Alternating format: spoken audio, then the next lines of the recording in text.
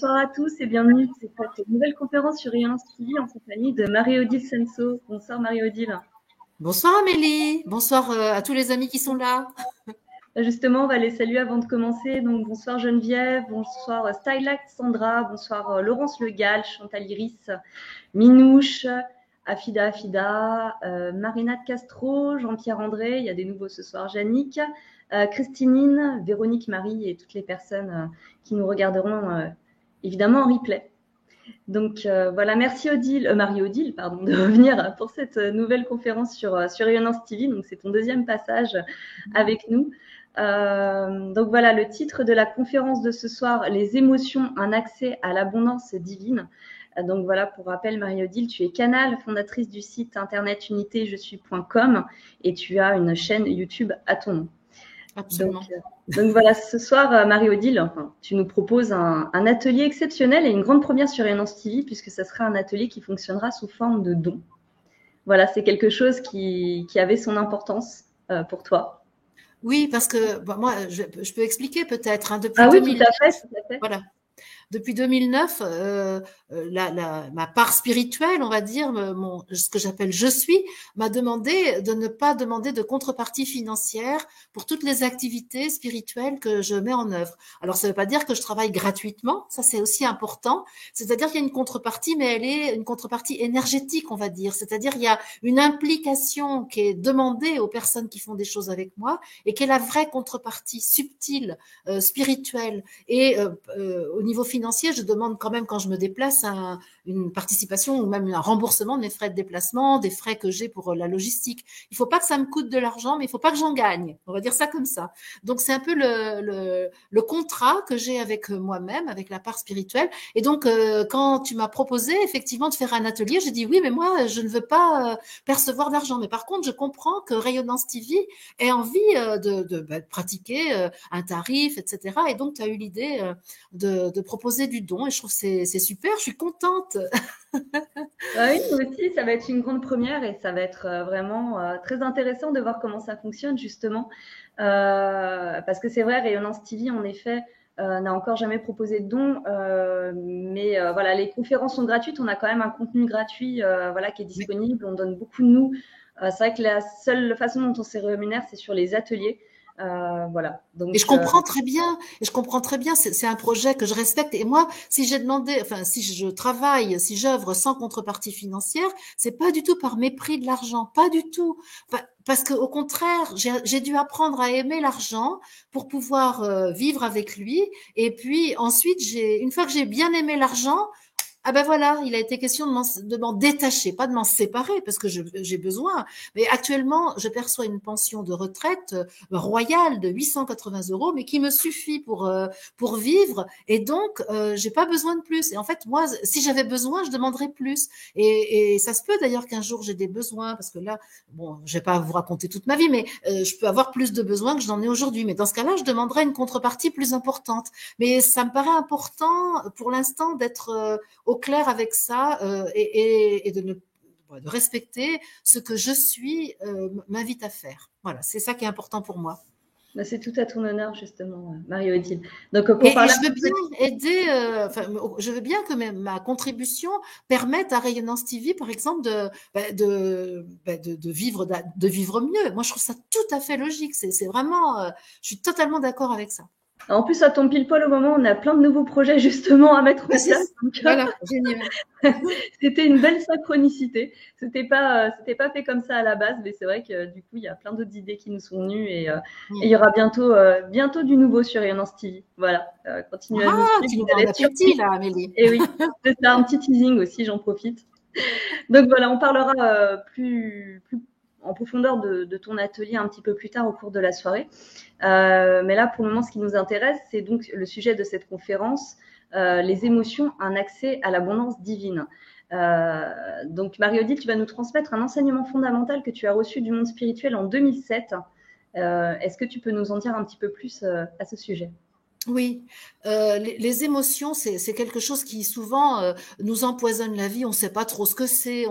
Et donc le monde spirituel en 2007, j'étais dans ma voiture un jour, j'allais de La Rochelle à Niort, et tout à coup, bang, tu dois parler des émotions. J'ai dit, ah bon, quoi, les émotions?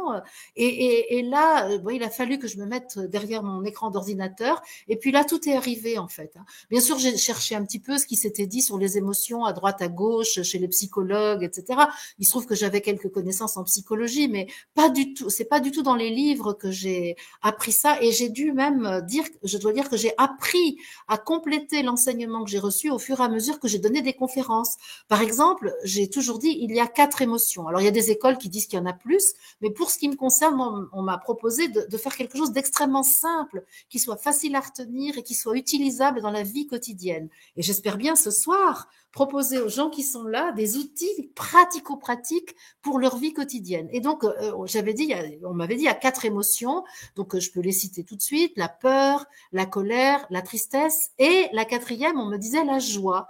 Et à chaque fois que je faisais des conférences sur les émotions, je disais, je vais parler de la peur, de la colère, de la tristesse, mais je parle pas de la joie parce qu'elle pose aucun problème. Et en réalité, c'est pas vrai. La joie n'est pas une émotion. La joie est un état spirituel. Ce qui est une émotion, c'est l'euphorie.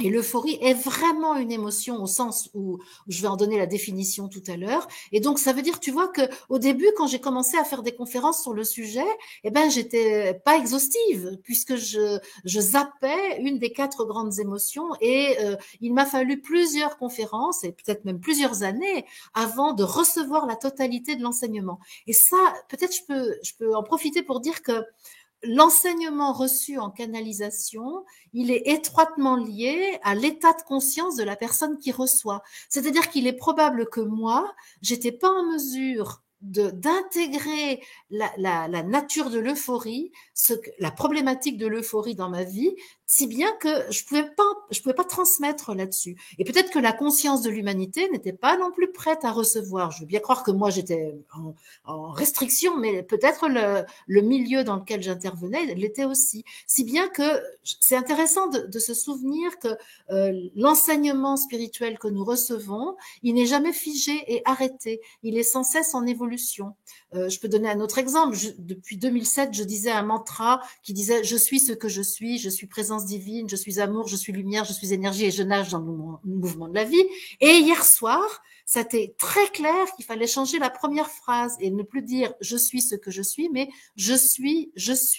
Et ben oui, effectivement, c'est pas parce que c'est canalisé, que c'est gravé dans le marbre et que c'est définitif. Voilà. Donc, pour aborder le sujet des émotions, ce que je vais dire aujourd'hui, c'est vrai aujourd'hui pour moi, mais peut-être que demain ou après-demain, ce sera légèrement différent parce que j'aurai avancé sur mon chemin et que tous ensemble, on aura avancé sur le chemin.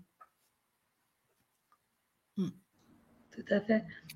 Et donc, par exemple, est-ce que tu peux nous parler bah oui, de ce message que tu as reçu? Qu'est-ce qu'on t'a dit sur les émotions, la façon dont on les perçoit? Est-ce que voilà, c'est des émotions à part, en effet, l'euphorie qui peut avoir une connexion, une connotation, on va dire, positive, entre guillemets. Hein, et encore, l'euphorie, c'est pas la joie, comme tu le disais. Voilà, c'est pas du tout le même terme. Qu'est-ce que tu peux nous dire justement sur ces émotions qui ont une connotation quand même assez négative? Je parle d'un point de vue humain. C'est ça.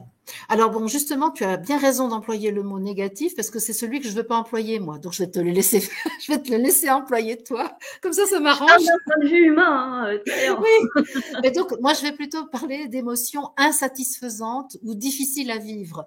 Mais une émotion, pour moi, elle est ni négative ni positive. Mais par contre, elle est agréable à vivre ou désagréable à vivre. Et l'euphorie, dans un premier temps, est agréable à vivre. Mais dans un deuxième temps, elle est encore plus sévère que les autres. Donc, c'est pour ça que c'est intéressant justement de se défaire du côté dualiste et de dire mais c'est de mon point de vue que c'est agréable ou désagréable, mais c'est pas négatif ni positif. Donc les émotions, alors qu'est-ce que le monde spirituel m'a dit?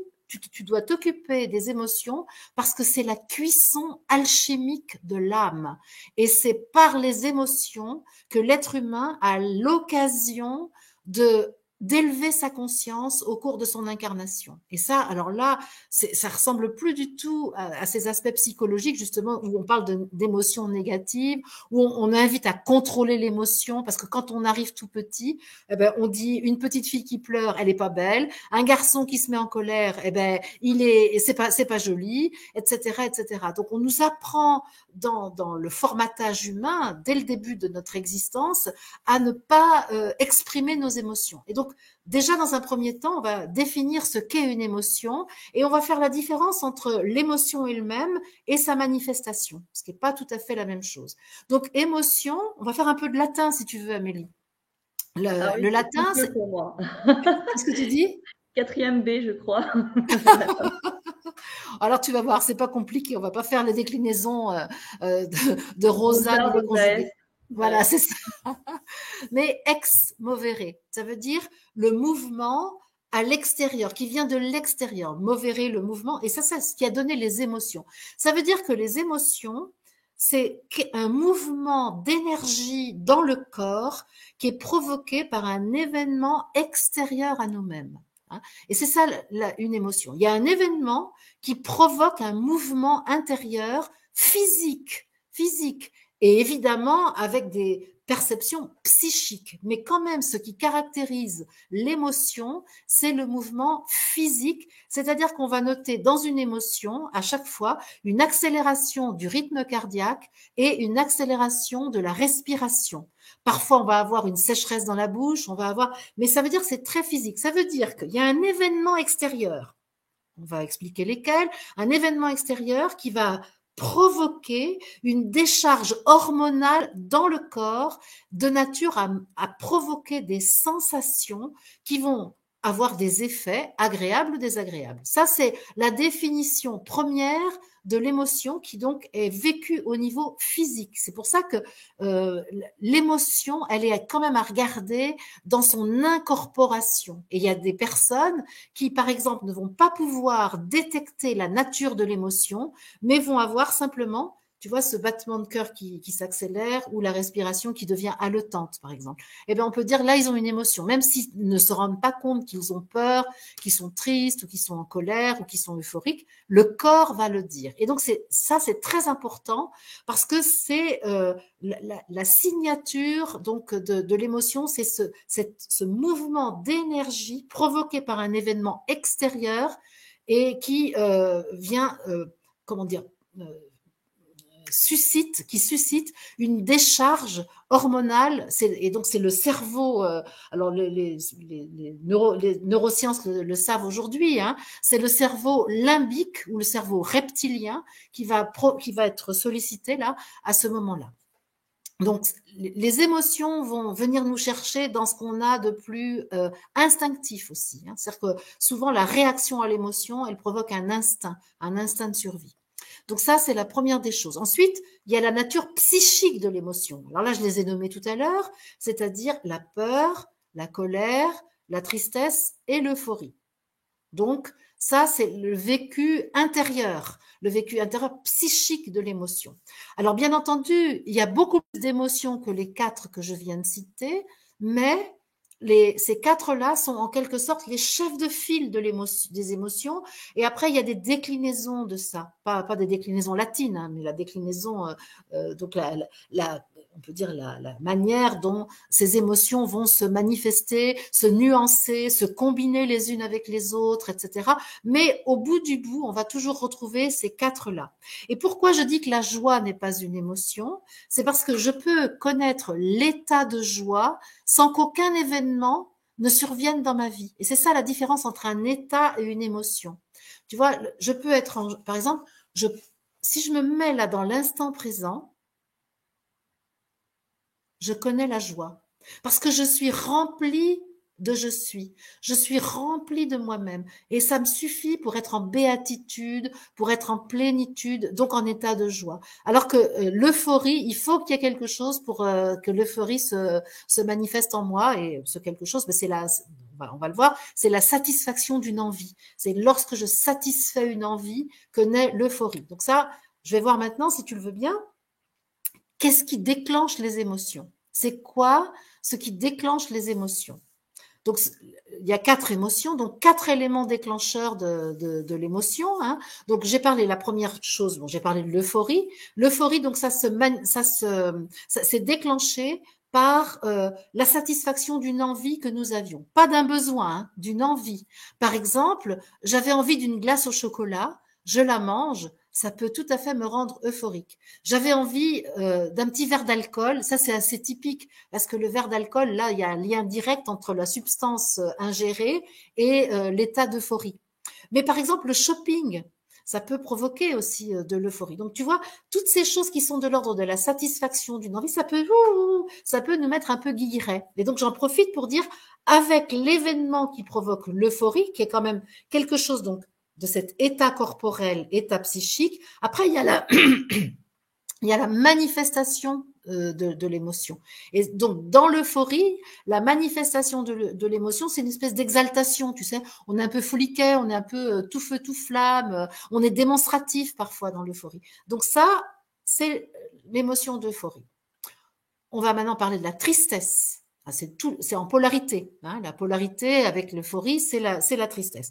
Donc la tristesse, la cause de la tristesse qui provoque la tristesse, c'est perte, séparation. C'est à chaque fois que je suis séparée de quelqu'un, d'un objet, d'une situation, d'une personne, alors je peux ressentir de la tristesse. Lorsque j'ai perdu un objet qui m'était cher, lorsque j'ai perdu un être cher, je vais pouvoir ressentir de la tristesse. Et donc cette tristesse, elle est provoquée donc par la perte et la séparation, et elle est présente chez tous les humains parce que figurez-vous que nous avons tous perdu quelque chose qui est notre cordon ombilical qui nous relie à notre placenta, qui nous relie au ventre de notre mère. Donc on peut dire que la tristesse est une sorte d'émotion racine de l'humanité parce que tous les humains ont un jour perdu leur paradis en quittant le ventre de leur mère. Donc ça, quoi qu'il arrive, on va rejouer ça à un moment ou à un autre. Et donc, comment se manifeste la tristesse? Par les larmes, par des cris qui peuvent être la plainte, etc., etc.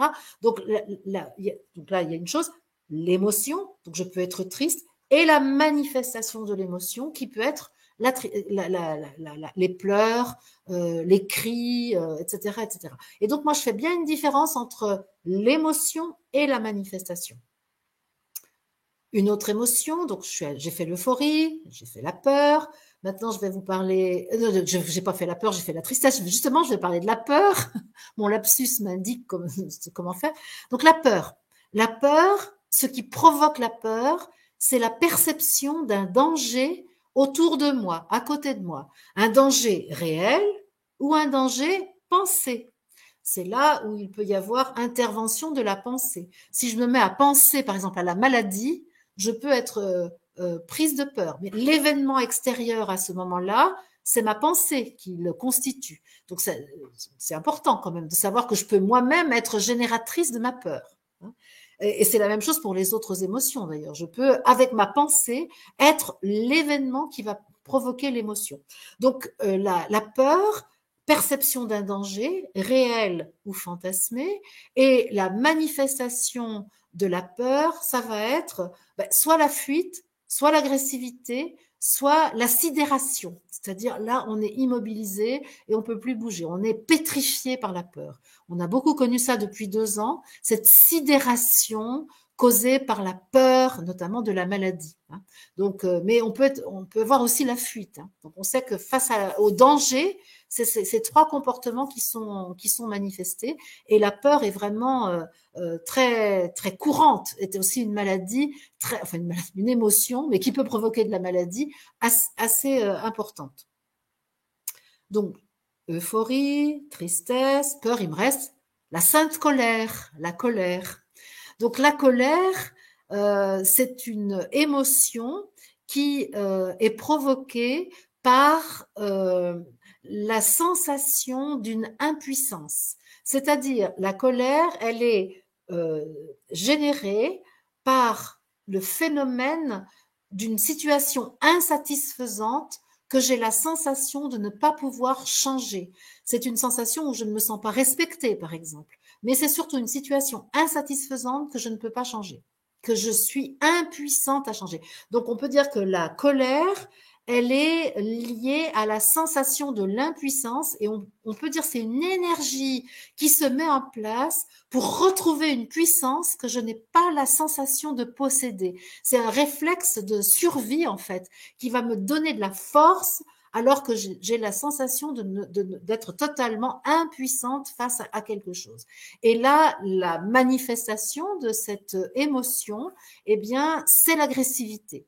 Et donc, là, on peut voir comment on peut, par exemple, moi, j'ai appris à pouvoir être en colère sans démonstration de ma colère, c'est-à-dire sans agresser, sans manifester ma colère par de la violence, parce que le paroxysme de la colère, c'est la violence et ça peut aller très loin, ça peut aller jusqu'au meurtre. Donc, c'est pour ça que c'est très important de pouvoir connaître l'émotion pour pouvoir l'accueillir sans la, sans la manifester forcément, parce que quand je vais la manifester, je vais souvent perdre le bénéfice de l'émotion. Parce que moi, je considère que l'émotion présente un bénéfice pour la personne qui la vit. Est-ce que, à ce stade-là de mon propos, il y a des questions, des éclaircissements à demander? Oui, oui, il y a des questions, il y a pas mal de choses que j'ai notées du coup, c'est extrêmement intéressant et ça pourrait paraître basique quelque part, mais on peut parfois se détacher, comment dire, on pourrait avoir des difficultés à reconnaître nos émotions finalement. Et tu as remis le doigt dessus, c'est-à-dire que parfois, comme tu dis, il y a quelque chose qui ne va pas, on ne sait pas ce qui nous tracasse, on ne sait pas, même des fois, on peut confondre la peur et la colère. Il y a des émotions qui peuvent s'entremêler. Et justement, ce qui est génial avec ce que tu nous as dit, c'est que tu as un peu remis les choses dans leur contexte et tu nous apprends à reconnaître nos émotions. Et ça peut Oui. paraître quelque chose, voilà, comme je le disais, de basique et d'évident, mais ça l'est pas tant que ça dans certaines situations. Et donc voilà, c'est très très important. Il y a eu pas mal de commentaires dans le chat. Moi, c'est bon, je maîtrise, je maîtrise mes émotions. Voilà, il y a eu beaucoup de moi, je maîtrise mes émotions. Je sais plus, c'était un peu plus haut dans le chat. Et il y avait eu aussi, je me rappelle plus du terme, mais ça m'embête un petit peu parce que c'était intéressant justement. Je maîtrise mes émotions et je contrôle mes émotions. Ah, alors donc moi je fais une grande différence entre les deux. Voilà, et finalement, non, on ne contrôle pas, on ne maîtrise pas, et ça peut vous porter préjudice grandement. Et justement, c'est ce Alors, qu'on va moi voir. je crois qu'on peut apprendre à maîtriser, c'est-à-dire à être un maître, sans contrôler, c'est-à-dire sans refouler. Parce que ce qui est grave, c'est le refoulement des émotions. Alors, donc tu m'avais posé une question, c'était ah oui, comment les identifier? Parce qu'il y a des émotions qui sont bien vues et des émotions qui sont mal vues. Je te donne un exemple personnel. Parce que je me suis incarnée dans un corps de femme, il est clair que la femme, il n'est pas beau qu'elle soit en colère. On dira d'une femme qu'elle, c'est vraiment pas beau une femme en colère. Par contre, il est bien vu qu'elle chouine un peu, tu sais, elle a le droit de pleurer parce que ça fait partie de son personnage. Donc, la plupart du temps, la femme apprend à tordre sa colère en tristesse. Et l'homme, à l'inverse, c'est vraiment nul un homme qui pleure. Par contre, c'est assez valorisé un homme en colère parce que ça lui permet de prendre la position du coq de la basse-cour. Donc oui, ce qui est difficile, c'est qu'il y a des émotions qui sont bien vues et des émotions qui sont mal vues selon notre éducation, selon le genre avec lequel nous sommes incarnés sur cette terre. Et donc, par exemple, moi, quand je suis triste, il faut toujours que je vérifie, quand je ressens de la tristesse, il faut toujours que je vérifie quel est l'événement qui a provoqué de la tristesse. Et il n'est pas rare qu'en réalité, ce soit une colère qui ait subi une torsion parce que mon éducation m'a appris que il valait mieux bouder et être triste que d'être en colère. À l'inverse, j'ai vu mon frère être parfois triste et le manifester en colère, d'ailleurs pratiquement tout le temps en colère, parce que étant un garçon, il a dû apprendre à se montrer sous le visage du mal tel qu'il a été éduqué à l'être. Donc c'est pourquoi j'ai présenté les émotions avec les éléments déclencheurs, parce que je ne peux pas identifier véritablement la nature de mon émotion si je n'ai pas l'élément déclencheur qui l'a provoqué. Et ça, c'est très important. Une ou deux questions que je voulais te poser. Je remonte un petit peu. Ça défile. Hein. Super. Il y a une question de Merci. Rosario, justement, qui était intéressante. Rosario, où es-tu? Où es-tu? Où es-tu? Je vais te retrouver. Il est là. Comment faire avec les émotions quand on passe par la nourriture? Ouais.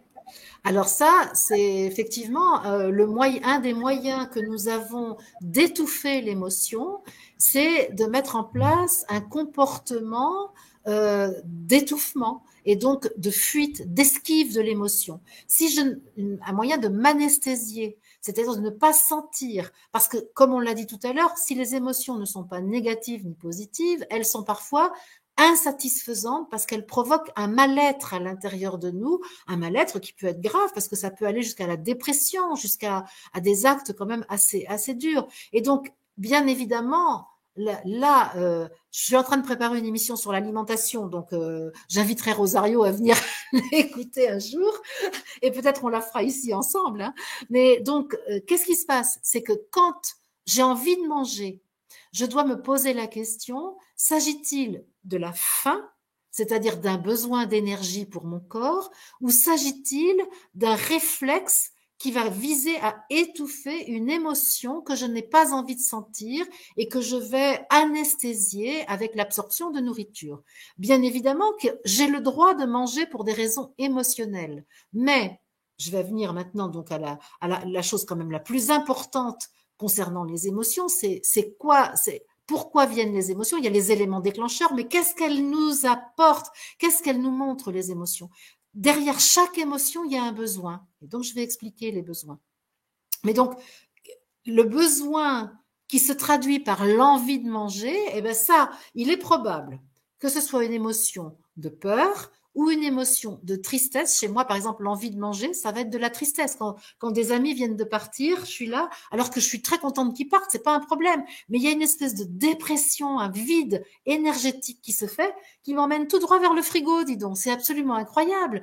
Et donc là, si je me pose la question, ai-je envie de manger ou ai-je faim? Eh bien, la plupart du temps, je n'ai pas faim, mais j'ai envie de manger pour anesthésier la tristesse du départ de mes amis. Parce que tout à coup, j'ai perdu une compagnie, j'ai été séparée de personnes que j'aimais, et donc j'ai envie d'anesthésier. C'est pas de me remplir, contrairement à ce qu'on croit. Parce que ça, pour moi, je me bagarre avec ça.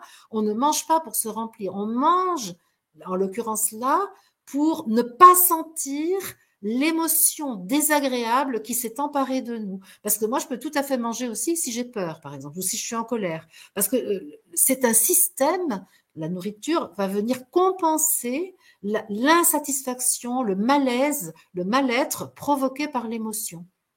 Et donc là, effectivement, si je mange, eh bien, je me prive de sentir l'émotion et d'aller regarder le vrai besoin que je suis me montre que j'ai à satisfaire, que j'ai à prendre en responsabilité. Parce que derrière chaque émotion, il y a un besoin psychique. Et enfin, moi qu'il y ait d'autres questions sur ce que je viens de dire, mais sinon, je veux bien aborder la question des besoins psychiques qui sont derrière les émotions. Tu peux y aller. Je peux y aller? Alors, on y va. Je dis tout de suite que j'aurai un tableau récapitulatif à proposer et je t'ai envoyé, je crois, Amélie, un lien vers un article de mon site internet qui reprend tout ce que je viens de dire avec le tableau en question. Si oui, logiquement, il est sous la vidéo. Si c'est pas le cas, on le remettra après la conférence. Mais il me semble que c'est sous la vidéo. Hein. Oui, il me semble que je te l'avais donné. Ouais, ok. Ouais. Bon, voilà. Et donc, les besoins. Qu'est-ce que c'est les besoins? Les besoins, il y en a quatre émotions, 4 grands besoins. Donc c'est facile, hein. Je vous dis, il y a pas besoin d'avoir fait Saint-Cyr là pour s'y retrouver. C'est simple. Et puis après, on les conjugue, on les combine, etc. Donc reprenons la tristesse. Le besoin révélé par la tristesse, c'est un besoin d'amour. La peur, le besoin révélé par la peur, c'est un besoin de sécurité. La colère, le besoin révélé par la colère, c'est un besoin de puissance, puisqu'elle se provoque, elle a lieu quand on a la sensation de l'impuissance. L'euphorie, le besoin révélé par l'euphorie, c'est le besoin de retrouver sa créativité, de retrouver sa capacité à être un créateur. Alors maintenant, comment ça s'installe ça? Ces besoins-là, ils vont s'installer dans l'existence d'un individu dans les 7 premières années de sa vie. C'est-à-dire dans la première septaine de l'existence, on va constituer ce que j'appelle notre bagage émotionnel. C'est-à-dire qu'on va demander à nos parents, demande à nos parents adoptifs, ceux qui nous accueillent sur cette terre, que j'appelle les parents adoptifs, parce que le vrai parent, c'est je suis, c'est l'être divin que nous sommes. Et donc, je suis un contrat d'âme avec les parents qui nous accueillent sur cette terre, qui vont nous humaniser pour que ces parents-là nous donnent des atouts, mais nous donnent des manques. Et il faut beaucoup d'amour à nos parents pour nous donner des manques. Et ces manques, eh bien, on va les avoir en plus ou moins grande quantité dans notre valise émotionnelle, qu'on peut appeler aussi le karma d'ailleurs. Hein. Donc ça, on pourrait faire tout un truc là-dessus, mais ce bagage émotionnel fait partie de ce qu'on appelle le karma.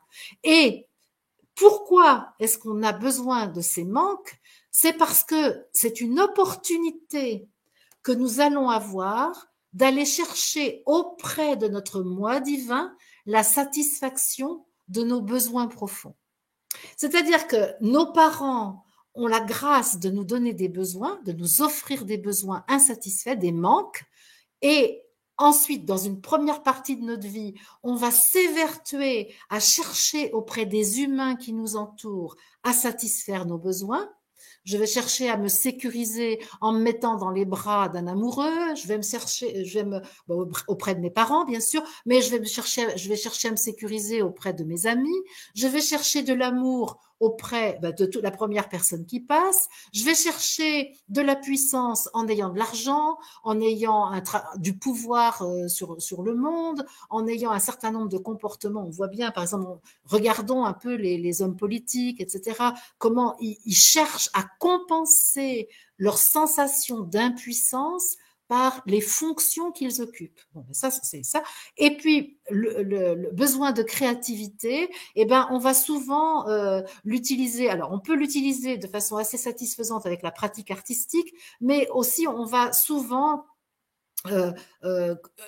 comment dire, esquiver ce besoin de créativité. On va chercher à réaliser des choses, à acheter des choses, etc., etc. Et c'est ça qui va compenser notre statut de Dieu créateur que nous sommes et que nous n'arrivons pas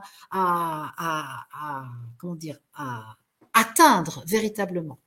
Donc, ce bagage émotionnel se constitue grâce à nos parents pour que nous apprenions, quand nous serons adultes, c'est-à-dire lorsque nous aurons dépassé l'âge de 21 ans, au moment où vraiment la constitution de l'être sera accomplie, et là nous allons apprendre à satisfaire nos besoins psychiques, alors dans un premier temps auprès des humains, donc à l'horizontale, pour petit à petit se rendre compte que c'est avec l'esprit que nous sommes que nous pouvons trouver satisfaction définitive, totale à nos besoins. Et ça, c'est pour ça que je dis que c'est je suis, l'être divin que nous sommes, qui nous conduit à créer des situations où les émotions vont se déclencher, parce que c'est le moyen qu'il a de frapper à la porte pour dire « Ouh, j'ai quelque chose pour toi,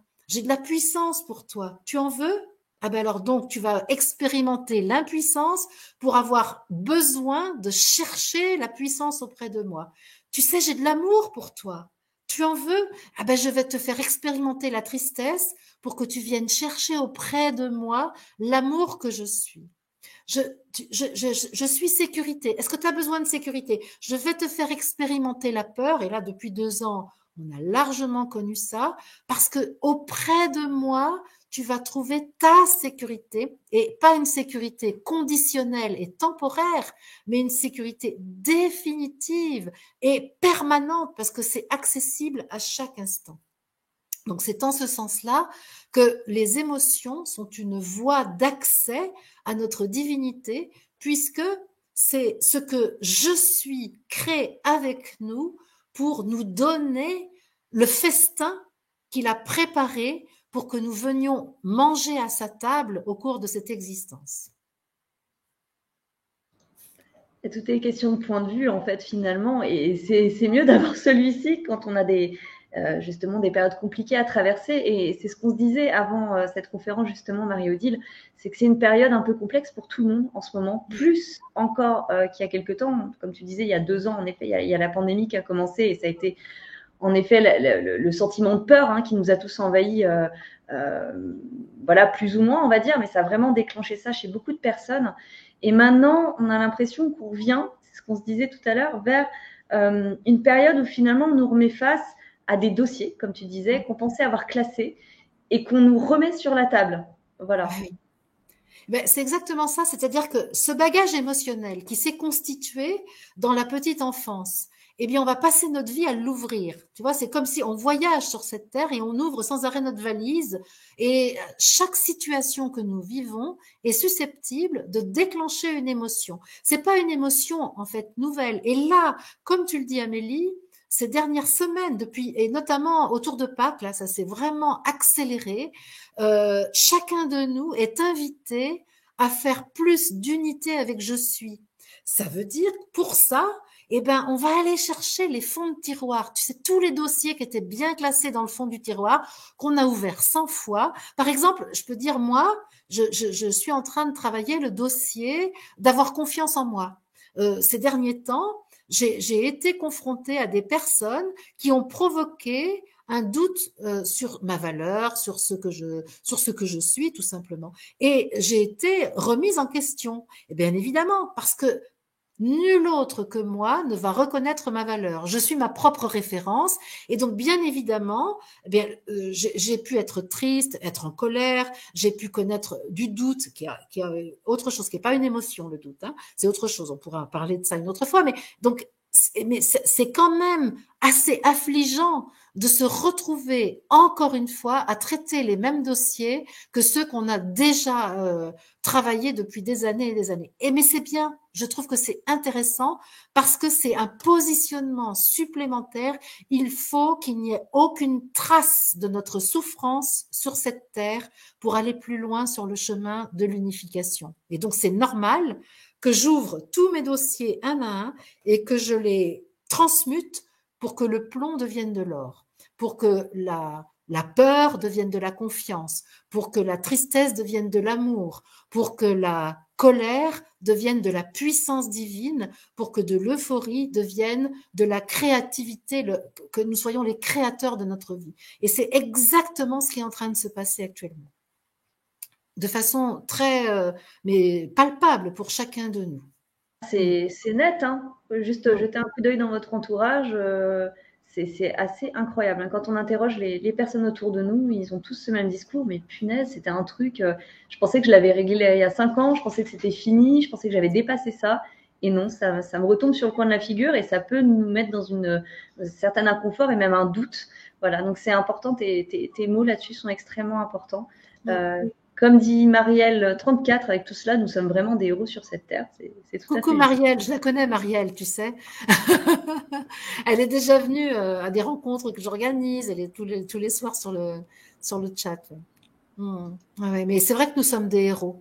Parce qu'en fait, il faut bien se dire que ce bagage émotionnel, ces émotions, nous les choisissons scrupuleusement, avec grand soin, non pas par punition de quelque chose que nous aurions fait dans le passé, mais pour avoir le maximum de compétences pour réaliser la mission qui est la nôtre dans cette incarnation. Parce que pour moi, le karma n'est pas la conséquence du passé, mais la conséquence du futur.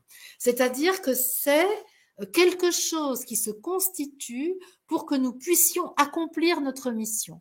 Et comme pour moi, il n'y a pas de faute, pas de faute, et donc il n'y a pas du tout de sanction à partir d'une faute, il y a éventuellement ce qui n'a pas été accompli et qui doit s'accomplir.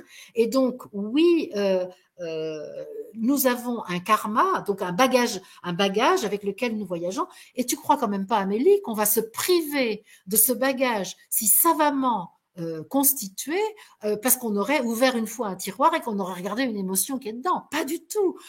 C'est trop précieux. On va avoir ce bagage, on va l'avoir toute notre vie. Par contre, ce que je peux dire, et ça je peux en témoigner, c'est que à 30 ans, je ne savais pas vivre avec mes émotions et je pleurais tout le temps. À 65 ans, je sais vivre avec mes émotions sans les contrôler, sans les refouler, mais en les utilisant à mon service. Je les utilise à mon service et parce que je les accueille. Je les accueille, je les reconnais, je reconnais le besoin qu'elles me signalent et surtout aujourd'hui, je reçois le présent offert par je suis qui m'a permis d'ouvrir mon bagage émotionnel. Parce que qu'est-ce qui va se passer?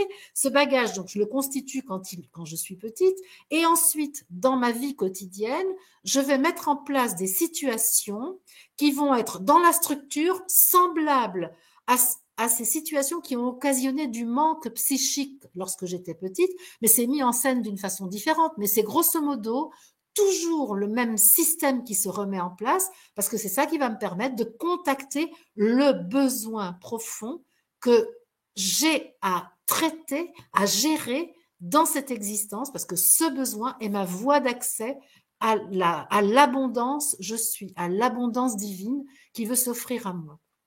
Donc ça, c'est hyper important. Peggy, Marie-Odile, le karma, conséquence du futur, trop beau. C'est vrai que j'avais jamais vu les choses voilà, sous cet angle-là, mais oui, complètement en fait. Ouais, on s'en rend compte en regardant en arrière et en voyant la manière dont on a vécu notre vie et les obstacles qu'on a pu rencontrer, qu'on a vu comme des obstacles. Et c'est vrai que très souvent, ça nous a servi en effet à quelque... C'était une sorte de préparation en fait. C'était des échauffements. Exactement. Et parce qu'en fait, le karma est la conséquence du dharma, c'est-à-dire de la mission. Et quand on le voit comme ça, on sort de la dualité. Et moi, tu sais que je suis intéressée par l'unité. Et je crois que l'unité est le chemin que nous venons faire, c'est vers l'unité que nous allons. Et donc, si je m'en réfère au karma qui serait la conséquence des bêtises que j'ai faites dans le passé, ben, je suis encore dans la dualité. J'aurais fait quelque chose de mal et je viendrai là pour le payer. Mais tu rigoles, j'ai pas du tout, c'est pas divin. Tu vois bien que ça, c'est pas un raisonnement divin. Ça, c'est la projection que les humains ont fait sur le divin. Les humains se croient séparés du divin, donc ils attribuent au divin un comportement humain. Mais ça, non. Et donc, c'est pour ça qu'au contraire, le Dieu que je suis vient sur la terre pour contribuer à l'évolution de la divinité et se donne les moyens de le faire. Et donc le karma est bien entendu la conséquence de la mission que je veux accomplir parce que je vais me doter des atouts dont j'ai besoin pour réaliser ma mission. C'est un discours qui fait du bien. C'est à la fois déculpabilisant et encourageant et motivant, je trouve. Et c'est vrai, parce que, comme tu dis, il y a une espèce le karma, oui, parfois une espèce de ah bah je l'ai bien mérité parce que finalement dans une ancienne vie ou parce que j'ai dû agir de telle ou telle manière, et de le voir ça comme une préparation, je trouve ça quand même beaucoup plus agréable pour l'esprit, voilà, et beaucoup plus reposant également, et surtout ça enlève une grosse part de souffrance. C'est énorme de voir ces émotions de cet angle-là, de ce point de vue-là, d'avoir ce regard là-dessus. Ça enlève une énorme part de souffrance, j'imagine, quand tu le vibres au quotidien tel que tu le fais toi. Ben oui, parce que c'est une clé. C'est vraiment la cuisson alchimique de l'être. C'est ce que me disent les êtres du monde spirituel. Me disaient ça, la cuisson alchimique de l'être. Tu te rends compte? Ça veut dire que les émotions, au début, c'est du plomb. Et il faut que ça devienne de l'or. Et c'est vraiment ça qui se passe. Par exemple, si je suis confrontée à quelque chose qui me met en colère, admettons, je suis dans une situation qui peut me mettre en colère, eh bien, je vais regarder en quoi je suis impuissante, ok? Et je vais dire, comment puis-je retrouver de la puissance dans cette situation? Eh bien, c'est sûrement pas humainement que je vais pouvoir le faire, mais peut-être que oui. Déjà, je vais regarder humainement ce que je peux faire, mais surtout, je vais me dire, voilà, je suis un être divin, non séparé de la source, puisque j'ai la source en moi. Dans mon corps est la source. Dans mon corps est je suis. Et par conséquent, j'ai la puissance. Par contre, Est-ce que je suis d'accord pour utiliser ma puissance? Est-ce que je suis d'accord pour ne pas me diluer dans la colère manifestée et dans l'agressivité, mais bien pour prendre toute ma responsabilité dans la situation qui est la mienne? C'est ça la vraie, parce que c'est ça la vraie question. Et à chaque fois que je vais accueillir la puissance je suis en moi, ça va me demander de prendre un peu plus de responsabilité et d'arrêter de me positionner en victime, mais de me mettre en personne totalement autonome, totalement souveraine, qui utilise toute la liberté qui est à sa disposition et qui ne se restreint pas parce que c'est plus confortable. Donc ça, c'est effectivement, et c'est pareil pour le besoin d'amour. J'ai besoin d'amour. Oui, d'accord. Et mon fiancé vient de me quitter. Ben, me voilà bien. Tu t'imagines. Donc, évidemment, la première chose, c'est soit je vais chercher un autre, soit je vais me plaindre et je vais pleurer. Alors qu'en réalité, peut-être, je peux dire, mais, et si, là, je suis l'amour? Tu vois? Et on peut en faire l'expérience. Je suis l'amour. Et là, dans l'instant présent, est-ce qu'il me manque quelque chose? Pas du tout. Quand je suis l'amour, j'ai la totalité de l'être que je suis qui est présent dans mon corps. Et là, je n'ai besoin de rien. Parce qu'en fait, il y a aussi beaucoup quelque chose avec les émotions, c'est de toujours vivre dans l'instant présent. Alors parfois, il y a un vrai danger. Quand il y a un chien qui est à côté de moi et qui menace de me mordre, il est tout à fait logique que j'ai peur. Et c'est ça, c'est un signal absolument indispensable parce que si je n'avais pas la peur, j'irais me mettre dans des situations scabreuses. Donc il faut bien comprendre que les émotions, elles ont vraiment une fonction utile, très très utile. Et justement là, une des grandes fonctions utiles, c'est de me signaler un besoin. Et ça, c'est hyper important. Donc, je sais plus où je voulais en venir. Je me suis perdue je me suis perdue dans mon propos. Parce que tu disais oui, mais où tu voulais en venir, là, je peux pas t'aider. C'est pas grave. C'est pas grave. Ça suffisait peut-être à soi-même, en fait. Hein. Juste de dire que régulièrement, on va ouvrir ce bagage émotionnel pour apprendre à faire alliance avec je suis, pour apprendre à faire unité avec je suis. Ce que j'ai pas dit à propos de la présentation des émotions, et après, je crois que j'aurai à peu près fini sur la nature des émotions, c'est le lien avec le corps. Le lien avec le corps. C'est-à-dire que chaque émotion, quand elle est refoulée, parce que si elle n'est pas accueillie, l'émotion, elle va être refoulée. Et là, c'est le corps qui va être le lieu du refoulement de l'émotion. Donc, pour ce qui concerne la peur, le lieu du refoulement des émotions, ce sont les reins. Donc, tout ce qui est le système rénal va prendre en charge une peur refoulée. C'est-à-dire, imaginons, je me retrouve face à un grand chef qui me fait peur, mais j'ai pas envie d'avoir peur parce que c'est pas politiquement correct que d'avoir peur. Donc, oh, ouais, même pas peur, même pas peur. Sauf que mon corps, lui, comme je l'ai dit tout à l'heure, situation extérieure qui provoque une émotion, si ma conscience n'accueille pas la peur, mon corps va se charger de traiter la situation et donc va aller stocker la décharge hormonale qui va avoir lieu. Ce sont les reins qui vont être le lieu du stockage. Et au bout d'un moment dans ma vie, je pourrais avoir un certain nombre de problèmes liés aux reins ou à la zone lombaire. Donc ça, c'est pour la peur. Les poumons sont le lieu de stockage de l'énergie de la tristesse. C'est-à-dire cette énergie qui va circuler en moi au moment où je suis triste, mais c'est pareil, si je ne veux pas accueillir ma tristesse, ce qui va se passer, si je refoule ma tristesse, eh bien je vais avoir tendance à faire des maladies qui sont situées, localisées au niveau des poumons. C'est par exemple, je vais avoir des bronchites, ou je vais avoir enfin tout ce qui est pulmonaire. Hein. Donc des cancers des poumons par exemple, là, ça va être assez typique. J'ai parlé de la peur, la tristesse, la colère, la sainte colère. La colère, c'est le foie qui va être le lieu du stockage de la colère. Donc tous les gens qui ont des problèmes de foie sont en général des gens qui ont tendance à refouler les colères et qui vont avoir un foie qui est gorgé de substances, de bile, je pense, parce que c'est lié avec la vésicule biliaire aussi. Encore que la vésicule biliaire, c'est plutôt le lieu de la décision, c'est-à-dire quelqu'un qui a des difficultés à prendre des décisions.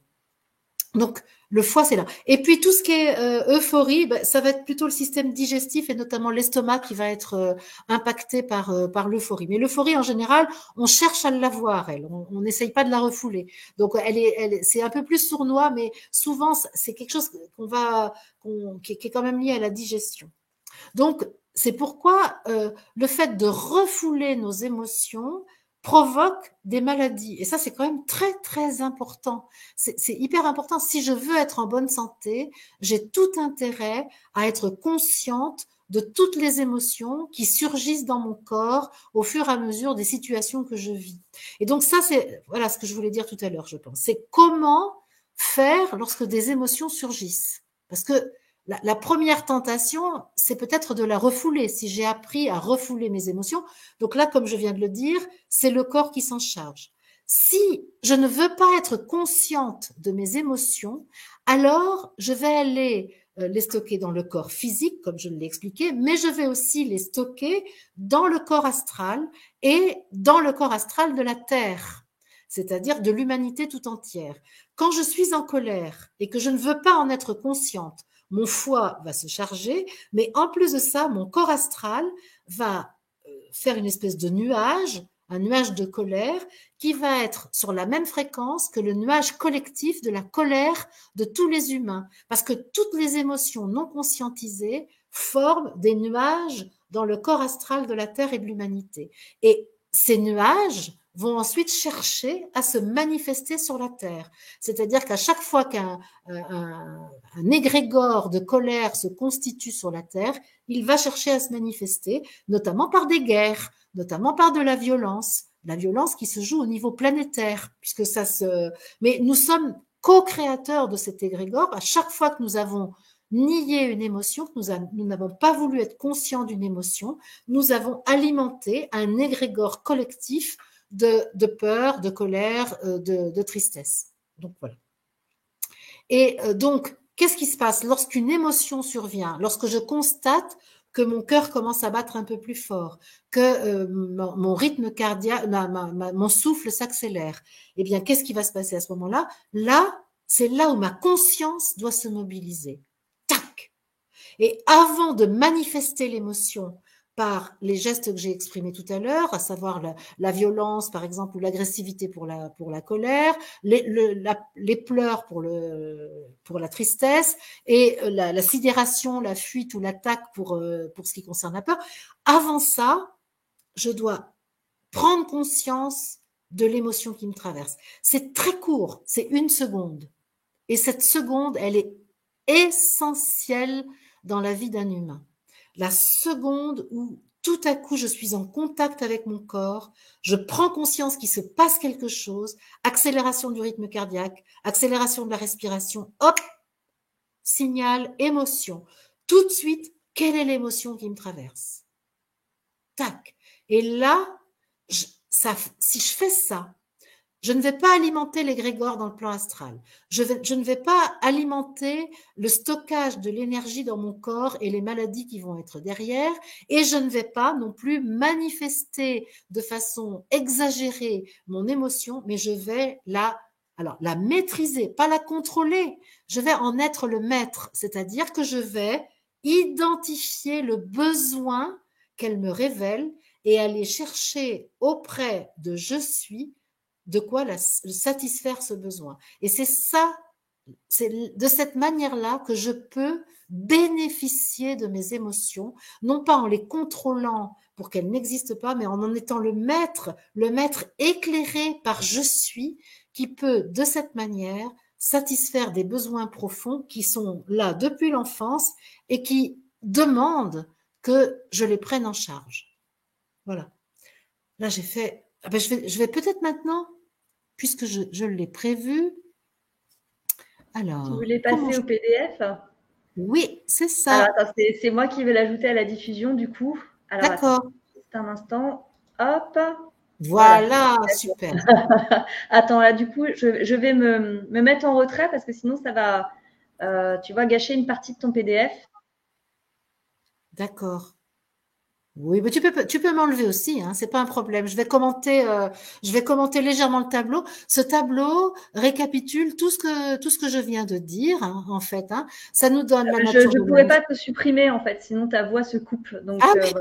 Mais juste du coup sur le côté, je vais trouver la meilleure manière de mettre ta vignette. Voilà, c'est tout. oui, mais c'est pas bien grave si on voit pas tout parce que ça reprend vraiment tout ce que je viens de dire là, c'est-à-dire que ça décrit la nature de l'émotion, ça décrit le lieu où quand l'émotion est refoulée, elle vient se stocker, ça décrit la situation qui provoque l'émotion, donc la deuxième colonne, la troisième colonne, ça décrit le comportement qui manifeste l'émotion et puis le besoin profond révélé par l'émotion, c'est la quatrième colonne. Et la dernière colonne, c'est l'opportunité de croissance spirituelle que l'émotion nous apporte. Donc, comme je l'ai dit tout à l'heure, ce tableau récapitule absolument tout ce qu'on vient de dire là. Et pour ceux qui sont intéressés pour le retrouver, ce tableau figure sur l'article de mon site internet dont le lien est placé en description de la vidéo puisque Amélie a pris soin de le faire. Donc voilà,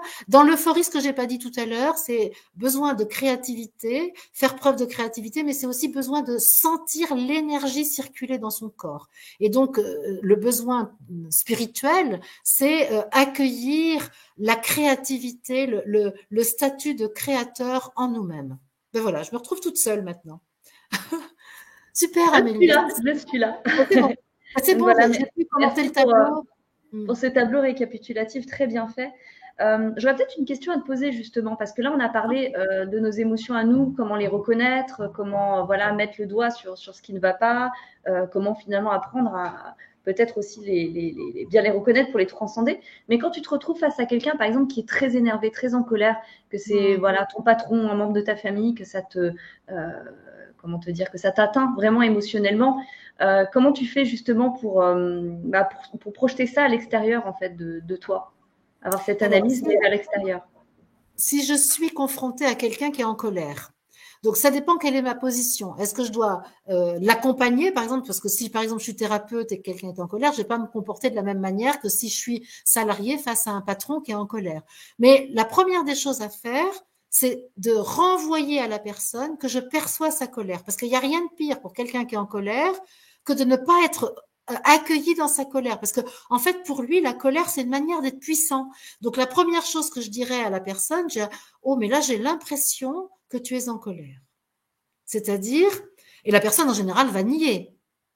Alors donc, à ce moment-là, c'est moi, je vais nommer mon ressenti. Ben moi, je ressens que la colère que je vois est en train de m'atteindre et que je pourrais très bien avoir peur puisque j'ai la sensation que je suis en face de quelqu'un qui est en colère et qui me veut manifester sa puissance face à moi. Et je pourrais tout à fait avoir peur de cette colère. Je vais parler de moi. Tu vois ce que je veux dire? C'est-à-dire que moi-même, je vais dire, parce que nommer l'émotion, quand j'ai dit tout à l'heure dans les différentes phases, je reconnais l'émotion, ce qui est important, c'est de la nommer. Là, je suis en train de vivre une émotion de peur. Et bien, de pouvoir dire à une personne qui est en face de moi, qui veut me montrer qu'il est tout puissant avec sa colère, je pourrais dire, oui, lorsque je vois une telle colère, j'ai peur. Et là, la personne, en général, ça l'aide à sortir de sa colère. Parce que dans la peur, on dit, je suis hors de moi. Parce que le problème de l'émotion, c'est que ça peut aller jusqu'à projeter la conscience dans le corps astral. Parce qu'on a vu que le corps astral est très impliqué dans la gestion des émotions. Et donc, si la personne n'est pas présente à son corps, pour esquiver l'émotion, elle va aller mettre sa conscience dans son corps astral. Et donc, là, la personne qui est en colère, elle est hors d'elle. On le dit, hors de lui. Et moi, en lui disant, lorsque j'ai la sensation que vous êtes en colère, moi, j'ai peur. Et quand j'ai peur, je ne suis pas en situation de dialoguer avec vous. Par exemple, juste dire ça. Et là, je peux dire que je peux aider la personne en colère à sentir justement ce qui se passe en elle et ce qu'elle provoque. Parce que je n'oublie pas que la personne en colère s'est sentie impuissante et qu'elle veut récupérer de la puissance sur elle-même et son environnement, et que souvent, au lieu de récupérer de la puissance, elle va prendre le pouvoir. Et la colère est une modalité pour prendre le pouvoir sur la situation. Quand tu as ce regard-là, c'est beaucoup plus facile de prendre de la distance justement avec les émotions des autres, surtout dans le cadre voilà, de personnes qui pourraient être qualifiées d'hypersensibles, voilà, et Oui. qui peuvent vraiment absorber les émotions de l'autre et avoir du mal à. Voilà, c'est une émotion. Mm. Oui, dis-moi, Oui, ce que Marie. je veux dire, c'est que finalement, face à l'émotion de l'autre, ce qui est important, c'est de regarder quelle émotion ça provoque chez moi. Parce que si je suis décentrée sur l'émotion de l'autre, alors je ne vais pas sentir mes propres émotions. Donc, toujours la chose face à l'émotion de quelqu'un d'autre, c'est je dois écouter ce qui se passe en moi. Qu'est-ce que ça provoque en moi? Si l'autre est triste, par exemple, est-ce que moi-même, ça me met en situation de tristesse? Est-ce que par phénomène d'osmose, je vais me sentir, je vais avoir accès à mes propres tristesses, par exemple. En fait, ce qui est intéressant, c'est de se dire, l'émotion, je peux la regarder comme un petit enfant et me comporter en tant qu'adulte face au petit enfant qu'est l'enfant blessé que j'ai été, l'enfant qui a manqué. Ben, c'est ça, je dois me comporter avec moi-même en parent aimant, en maître sécurisant face au petit enfant blessé qui a manqué de quelque chose dans son enfance et qui vient me voir aujourd'hui pour que je comble son besoin le plus profond. Et c'est ça. Et donc, si je suis en face d'un adulte qui est très en colère et que moi, je suis centrée sur l'adulte en colère, ben, je reste une petite fille et il n'y a pas d'adulte à bord avec moi. Et ça veut dire que j'aggrave ma situation au lieu de me saisir de l'opportunité que je suis me donne de régler mon problème. Merci Marie-Odile. Avant peut-être qu'on prenne quelques questions, si tu es d'accord. Voilà. Oui, oui, au contraire, au contraire. Voilà. Est-ce qu'on pourrait présenter un peu plus ton atelier, l'atelier que tu nous proposes? Oui, oui.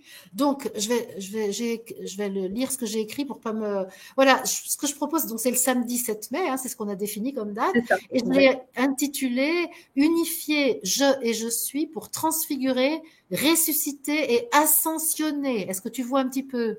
Ah, rien que ça, oui. C'est un très beau programme. Et alors, c'est en lien avec les émotions parce que pour moi, pour pouvoir faire l'unité entre je et je suis, il y a lieu de faire en sorte que notre personnalité ne fasse pas d'ombre dans notre système humain. Si on considère qu'un être humain, c'est un système composé de différentes instances, je suis, la personnalité, le corps. Ça, c'est les différentes instances de la personne. Et pour que je et je suis soient en affinité l'un avec l'autre, en cohérence l'un avec l'autre, il y a lieu que notre personnalité ne fasse pas d'ombre dans la circulation de la lumière à l'intérieur de nous. Et donc, pour pouvoir transfigurer, ressusciter et ascensionner, ce qui est le projet de l'humanité dans cette incarnation, eh bien, il faut que nous sachions traiter nos émotions. Il faut que nous apprenions à faire en sorte que nos émotions ne soient pas un poids, un frein dans l'évolution donc de notre existence, de notre conscience. Donc, c'est pour ça que je proposerais de voir comment on peut accueillir la lumière qui est dans notre corps, la révéler en travaillant sur ces émotions, justement, en faisant en sorte que notre personnalité soit le plus transparent possible. On pourra aborder d'ailleurs au cours de cet atelier les différentes parties de la personnalité, parce que pour moi, je définis 5 parties de la personnalité, hein, donc le système mental, cognitif, le système affectif, le j'aime pas, le système émotionnel, la clé de voûte de la personnalité, le système d'identification qu'on appelle l'ego et le système d'appartenance qui est donc tout ce qui va nous donner envie d'appartenir à des groupes. Et c'est tout ça qui doit devenir transparent pour que la lumière circule à l'intérieur de nous et que je et je suis puissent s'unifier. Merci Marie-Odile. Je rappelle que cet atelier se fera sous forme de don. Donc voilà, merci à toi d'avoir initié ça quelque part sur Rayonnance TV. Voilà, donc je vais prendre quelques questions du chat. Alors attends. J'ai Humus. Ma fille Maëlle a comme des absences. Se pourrait-il que ce soit des émotions trop ingérables pour elle qui fait qu'elle quitte ainsi sa présence à elle-même et comment l'aider? Très, très probablement parce que quand quelque chose est difficile à vivre, on a constaté que quand un enfant a eu un traumatisme important dans sa vie, hein, dans son plus jeune âge, bah, c'est le cas notamment des personnes qui ont été abusées sexuellement, hein, ou qui ont subi de la violence. C'est tellement difficile. Là, c'est pas forcément le cas de Maëlle, hein, mais parce qu'un traumatisme pour un enfant, ça peut être quelque chose qui peut paraître banal à un adulte. Mais par exemple, une terreur nocturne peut être suffisante pour créer un traumatisme. Et donc, quand c'est trop insupportable, la conscience se projette dans le corps astral. Et donc, on dit, il est dans la lune, où il y a des absences, des choses comme ça. Et c'est exactement ce qui était dit ici. Et donc là, c'est une manière de se protéger et de fuir, de fuir la situation.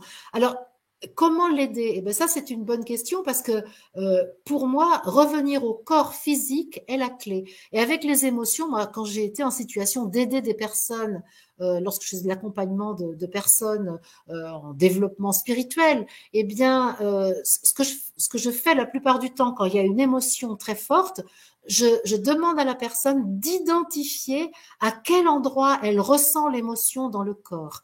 Souvent, ça va être au niveau du plexus solaire. Mais parfois, ça peut être ailleurs, ça peut être la gorge. Ah, j'ai la gorge nouée, tu vois ça. Eh bien, à ce moment-là, on va demander, par exemple, à Maëlle, je lui dirais, qu'est-ce que tu ressens dans ton corps?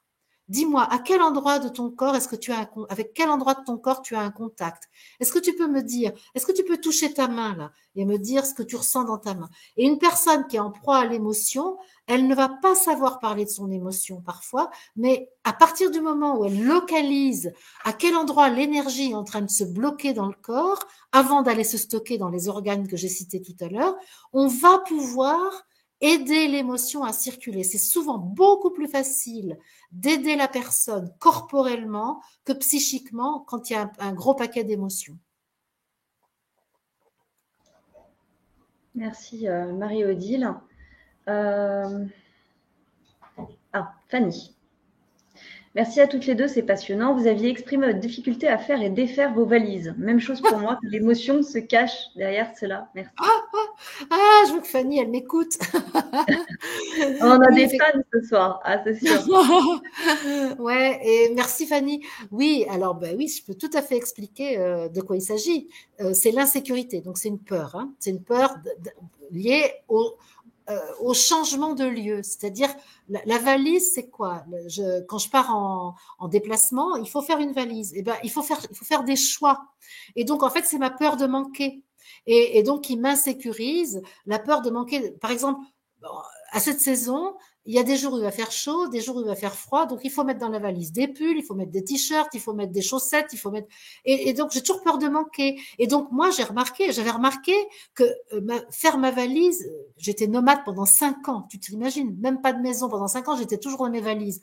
Mais tout le temps, c'était quand même un problème. Et en fait, je laisse la valise ouverte. Je fais ma valise et je la laisse ouverte, ça va. Mais le moment de fermer la valise, je sens une angoisse en moi parce que c'est le moment où je prends le risque de manquer des choses que je n'aurais pas mises dans ma valise. Et donc, ça convoque une insécurité de l'enfant que j'ai été et qui, à un moment, a manqué de quelque chose et évidemment des objets parce que moi j'ai vécu dans une famille où il n'y avait pas beaucoup d'objets, et donc il y a quelque chose dans ma sécurité matérielle qui est pas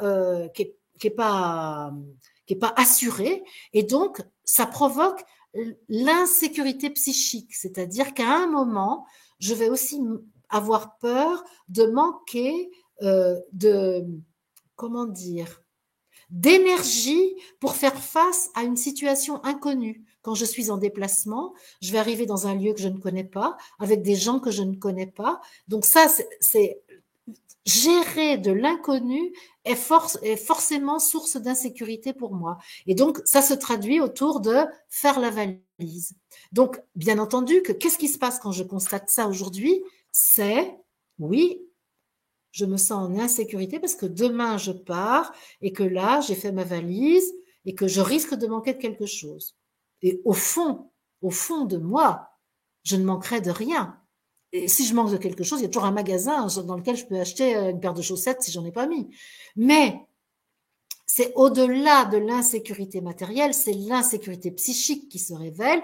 C'est tout à coup, je vais vers l'inconnu, comme quand je me suis incarnée sur cette terre et que je suis arrivée dans une famille d'accueil, je croyais que je venais vivre l'amour et qu'en réalité, ça n'est pas l'amour que j'ai vécu, mais j'ai vécu le manque. J'ai vécu l'inconnu total. Et donc, c'est ça que ça révèle. Ça vient activer la peur intrinsèque de l'esprit qui s'est manifesté sur la terre parmi des humains qui sont de parfaits inconnus et sur un contrat qui n'est pas tout à fait celui qu'on avait ressenti quand on était pur esprit et qu'on est venu se manifester. Et donc c'est ça ce que ça vient dire. Lulu Divine, comment libérer un émotionnel bloqué quand on ne connaît pas le traumatisme originel? Comment libérer un émotionnel bloqué? Alors déjà, quelle est l'émotion bloquée? Parce que si on dit émotionnel bloqué, c'est que j'imagine qu'on a perçu qu'il y avait une émotion qui était bloquée. Peut-être qu'on ne sait pas la reconnaître ou l'identifier. Pour moi, c'est par le corps. C'est-à-dire qu'il va falloir regarder comment se comporte le corps. Est-ce qu'il y a des symptômes physiques? Par le symptôme physique, on va forcément découvrir quelque chose. Parfois, il faut y aller par couches. C'est un peu, faut faire un peu d'archéologie. Hein. Il faut enlever des couches et des couches avant d'aller trouver l'émotion racine. Mais bien sûr, c'est par le corps physique. C'est-à-dire, à quel endroit dans le corps y a-t-il un blocage? Et sinon, dans le comportement psychique, qu'est-ce qu'on peut observer? C'est l'observation du comportement va nous donner la clé. Alors là, par exemple, Lulu Divine, eh bien, je peux supposer que si je l'interrogeais, elle me donnerait des clés. Notamment, les premières phrases qu'elle me dirait seraient sûrement remplies de clés essentielles pour comprendre là où sont les blocages. Souvent, la personne, elle détient les clés, mais c'est par le phénomène de la médiation de la personne à qui elle va parler que ces clés vont être révélées. Mais souvent, nous avons les clés. Mais le corps et l'observation du comportement. Marie-Charlotte, le sentiment d'injustice vient de quelle émotion? Le sentiment d'injustice. Chérie, il est dans les... Ah, ouais. Excusez-moi, est-ce que j'ai mon chien Alors, qui est dans les fils, ça a bloqué. C'est intéressant parce que la question... Tu m'entends, Marie-Odile? Oui, ça a coupé. Hein, il y a une petite Ah, d'accord, ça a bien coupé, oui, c'est bien ça. Ouais. Chez toutes les deux. J'ai vu que Chez toutes les deux, oui, je sais pas, j'ai vu ton image du coup bloquée, mais je savais pas si ça continue ou pas. Voilà. Alors, ici, la formulation est intéressante parce qu'on parle d'un sentiment d'injustice qui viendrait d'une émotion. Donc, parce que moi, j'ai fait bien une différence entre le système sentimental et le système émotionnel, qui sont deux choses différentes. Mais bien sûr, ils sont en interaction. Mais est-ce qu'on peut parler de sentiment d'injustice? Lise Bourbeau parlera de blessure d'injustice. Donc, ça vient de quoi? L'injustice, c'est quand ce que je crois juste n'est pas mis en œuvre et qu'il y a quelque chose que je subis et qui me semble trop injuste, c'est-à-dire pas mérité, pas logique, pas en correspondance à l'attente que j'avais de la situation.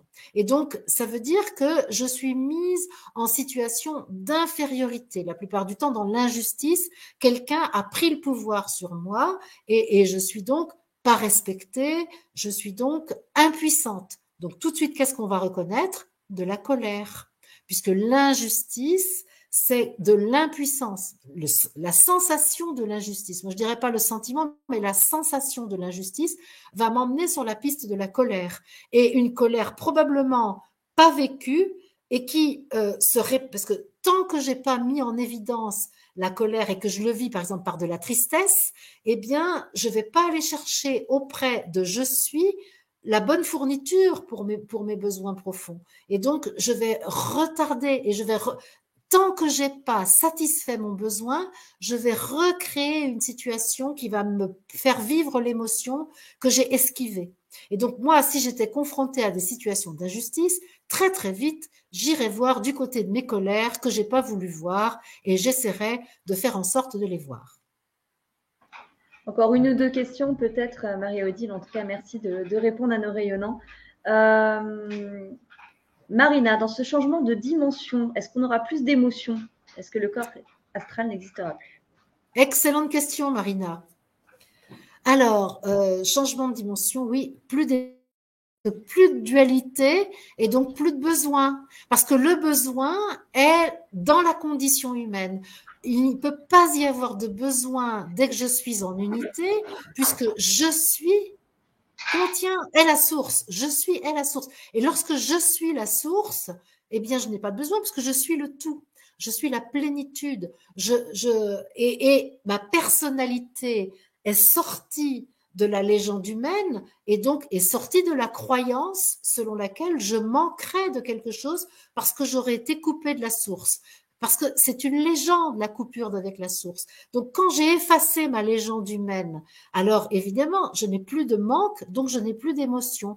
Et le corps astral, en effet, est appelé à fusionner avec je suis, puisque l'être psychique est lui que Sri Aurobindo appelle l'âme, enfin, Sri Aurobindo appelle l'âme l'être psychique. L'être psychique qui est très lié au corps astral, ce corps astral qui est typiquement lié à l'humanisation de l'esprit, n'a plus lieu d'être dans la dualité puisqu'il est remonté à l'unité. Et donc, la vie divine sur la terre suppose qu'il n'y a pas de manque, pas d'émotion et qu'il n'y a plus de corps astral parce que la singularité de l'individu est dans le je suis et non pas dans l'identité humaine qui est la manifestation terrestre du je suis. Est-ce que j'ai été claire là? J'imagine que oui, il y aura un retour si ce n'est pas le cas, mais pour moi, c'était tout à fait clair. Ok. Dernière question, celle d'Amila. Que fait-on une fois que l'on a vu ses colères? Alors, une fois que j'ai vu mes colères, je récupère la puissance apportée par je suis et je rends la situation insatisfaisante qui m'avait mise en colère satisfaisante. Puisque j'ai récupéré ma puissance, je peux faire en sorte que la situation insatisfaisante qui était là et qui avait provoqué ma colère devienne satisfaisante. Et pour ça, je prends ma responsabilité. Parce que la colère, elle a cette fonction vraiment très utile que de m'aider à prendre ma responsabilité. Non pas par le pouvoir sur l'autre, mais par la puissance revenue en moi dans la mesure où j'ai réinternalisé la puissance je suis dans mon humanité, dans ma condition humaine. Et donc, effectivement, quand j'ai eu cette colère, j'ai les moyens de redevenir puissant et de transformer une situation insatisfaisante en situation satisfaisante. C'est très logique. Merci beaucoup Marie-Odile pour cette superbe conférence très riche. Je pense que vraiment ça nous aura donné des très belles clés. Merci J'espère. également encore une fois voilà, de proposer cet atelier sous forme de don. J'ai vu beaucoup passer dans le chat des questions par rapport à ça. J'ai peut-être pas été assez précise au niveau du don. Voilà, c'est la page habituelle sur laquelle vous allez sur le site de rayonnancetv.com. Vous avez donc sur la boutique en section atelier, donc l'atelier est proposé par Marie-Odile. Vous cliquez sur faire un don. Alors, habituellement, vous avez un PDF à télécharger avec le lien Zoom, mais là, ça n'a pas été possible de le faire en don. C'est un souci avec WordPress. Donc, ce que vous faites dans ces cas-là, c'est que vous n'oubliez pas de préciser votre adresse mail, justement, pour qu'on puisse vous envoyer le lien Zoom suite à votre achat. Et si jamais vous rencontrez un problème, évidemment, vous avez toujours moyen de nous envoyer un mail ou de nous contacter via le messenger du site. Voilà, on est disponible pour vous à ce niveau-là. Avant de nous quitter, Marie-Odile, j'aimerais annoncer la conférence de ce dimanche. Mehdi sera en compagnie, donc c'est le grand retour de Mehdi Marc, attention, voilà, tenez-vous prêts. Mehdi Marc sera en compagnie de Caroline Hoffman pour un question-réponse. Voilà. Merci à tous, très belle fin de semaine, très bon week-end. Mais je voulais remercier, je peux te remercier aussi Amélie d'avoir permis que cette émission ait lieu. Merci à tous ceux qui ont été là tout au long de la soirée. Merci aux questions, merci à tous. Merci Marie-Odile, c'est toujours un plaisir de t'interviewer, de te recevoir sur Rayonnance TV. À très prochainement, j'espère, et passez tous une très belle nuit. Bye bye.